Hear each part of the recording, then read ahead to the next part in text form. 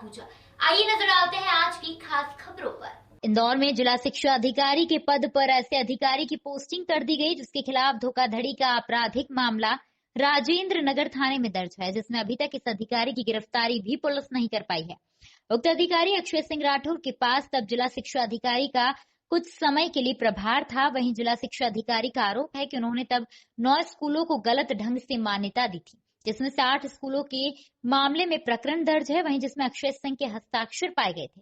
हालांकि अक्षय सिंह ने कुछ दिनों पूर्व जिला शिक्षा अधिकारी का पद संभाल लिया है और वे खुद को निर्दोष बता रहे हैं। अक्षय सिंह फिलहाल अग्रिम जमानत पर हैं।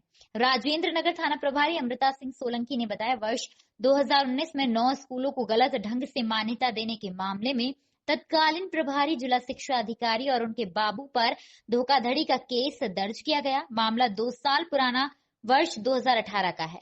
तब 9 स्कूलों को गलत ढंग से मान्यता दी गई थी, जिसमें 8 स्कूलों की मान्यता में प्रभारी जिला शिक्षा अधिकारी यानी अक्षय सिंह के हस्ताक्षर पाए गए थे। इस मामले में वर्ष 2019 में अक्षय और उनके सहयोगी बाबू के खिलाफ राजेंद्र नगर पुलिस ने धोखाधड़ी का केस दर्ज कर उनके बाबू धीरेन्द्र परिहार को गिरफ्तार किया था। फिलहाल अक्षय सिंह की गिरफ्तारी नहीं की गई है। बाइट। इस मामले में जिला शिक्षा अधिकारी अक्षय सिंह का कहना है कि उनके सहयोगी धीरेन्द्र सिंह परिहार ने उनके डोंगल का उपयोग कर मान्यताएं दी थी और ये मामला हाईकोर्ट में भी गया था, जिसमें परिहार ने स्वीकार भी किया कि उन्होंने मेरे डोंगल का गलत इस्तेमाल किया था।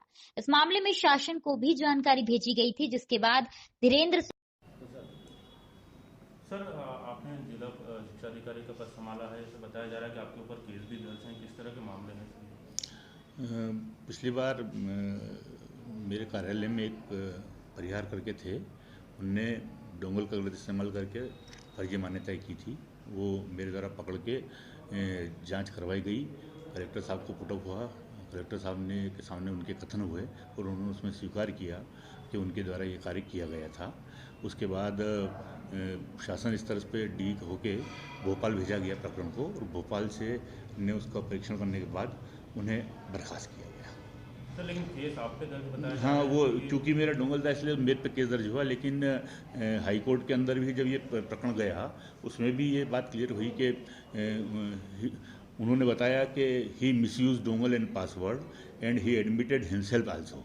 There is ample evidence against him and there is no cooperative to co-accused Akshay Singh Rathore. तो ये किस तरह के केस थे और कब का मामला?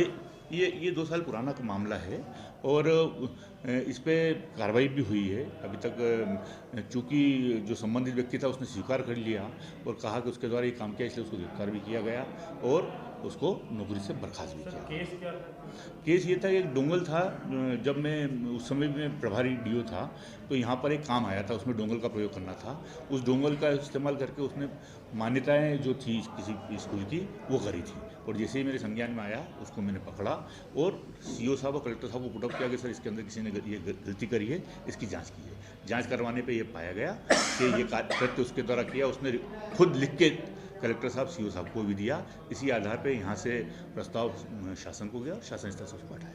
सर, 9 स्कूलों में से 8 स्कूलों की जो डिजिटल उसमें आप बताइए, कोई आरोपी जिला शिक्षा अधिकारी, क्या मामला था पूरा? थाना राजेंद्र में 113/19 धारा 420 का दर्ज हुआ था, जो तत्कालीन प्रभारी जिला शिक्षा अधिकारी और उनके बाबू पे दर्ज हुआ था। उसमें बाबू की गिरफ्तारी सुनिश्चित हो गई है और तत्कालीन जो अधिकारी थे उनकी जांच चल रही थी कि उनकी संलिप्तता कितनी है। प्रथम दृष्टया आईटी एक्ट कहता है कि जिसके सिग्नेचर है उसकी जवाबदारी है, उस आधार पे उनको जो है आरोपी बनाया गया है।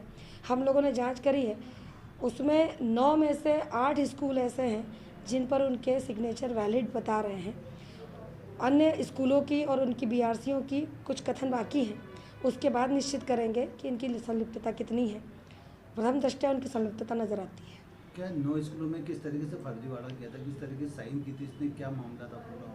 इसमें यह होता है कि जब भी कोई ऑनलाइन अप्लाई करते हैं तो वो संबंधित के पास बीआरसी के पास पहुंचता है और बीआरसी उसकी फ़िज़िकल वेरिफिकेशन करते हैं।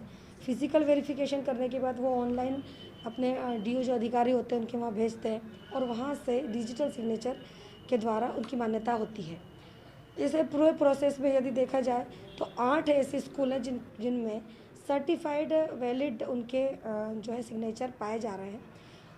उनका ये कथन था, जो उनके बाबू पकड़ाए थे, उनका कथन था कि मेरे द्वारा सामने ये सब किया है, पर चूंकि पुलिस या अन्य किसी एजेंसी के सामने किए गए स्वीकृति को न्यायालय में मान्य नहीं होती है, इसलिए इस विषय पर जांच की जाएगी कि किस परिस्थिति में उनके द्वारा ये स्वयं कथन कहा गया है और आईटी एक्ट की लायबिलिटी कितनी है। आरोपी अभी भी फरार चल रहा है।